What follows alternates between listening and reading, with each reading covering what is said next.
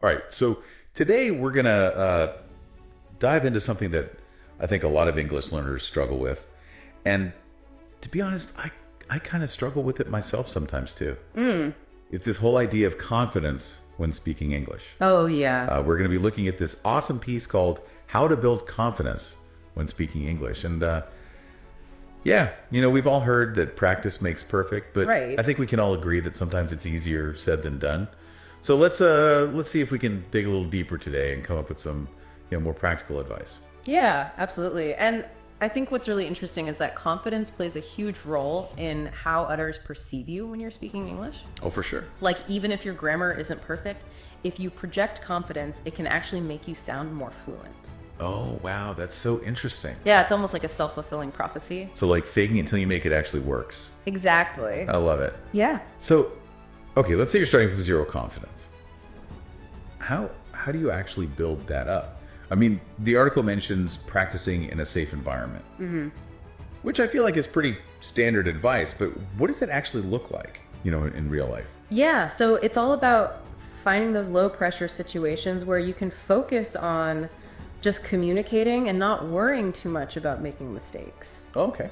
Like, have you ever tried those language exchange apps? Oh, yeah? Like HelloTalk, for example. Yeah. It's a great way to connect with native speakers and practice in a structured way. That's a good idea. And there are also tons of online forums specifically for English learners where you can, get feedback on your writing without the pressure of like a face-to-face conversation. Right, and it's so much easier to, put yourself out there when you don't feel like you're being judged. Totally. Okay, so that's a good start, but the article also talks about recording yourself speaking English.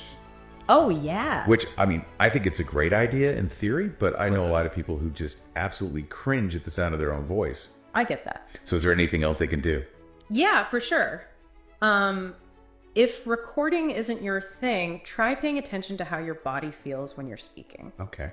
Like, do you notice your shoulders getting tense or your jaw clenching up? Just becoming aware of those physical signs of anxiety can help you consciously relax and project a more confident demeanor.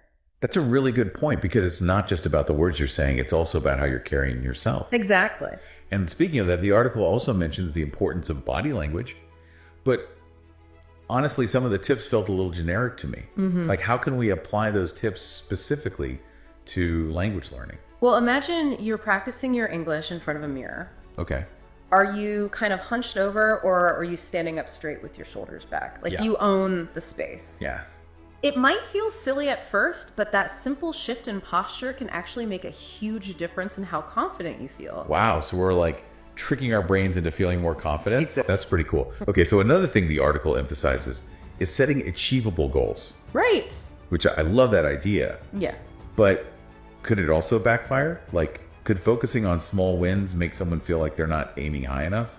Yeah, that's a valid point. Yeah. I think the key is to strike a balance. Celebrate those small wins, like being able to order a coffee in English or understanding a podcast without subtitles.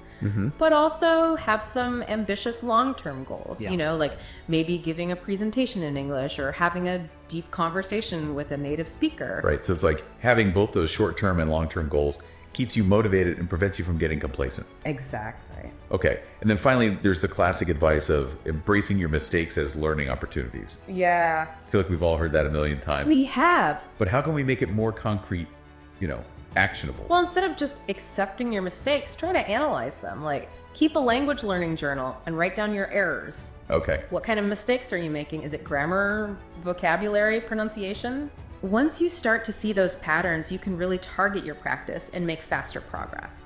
So it's like turning those oops moments into aha moments. Yeah, exactly. I love that. So any final thoughts for our listeners out there who are on this confidence journey? Just remember that confidence is built one step at a time. Every word you speak, every conversation you have, no matter how small, is a victory worth celebrating. Yeah. Focus on the progress you're making, not the mistakes you might make along the way. Your journey with English is unique, and every milestone you reach is a testament to your dedication and resilience. Awesome. Well said. I think that's a great place to wrap up today's deep dive. Yeah. This was a great conversation. Thank you so much for joining me. Thanks for having me.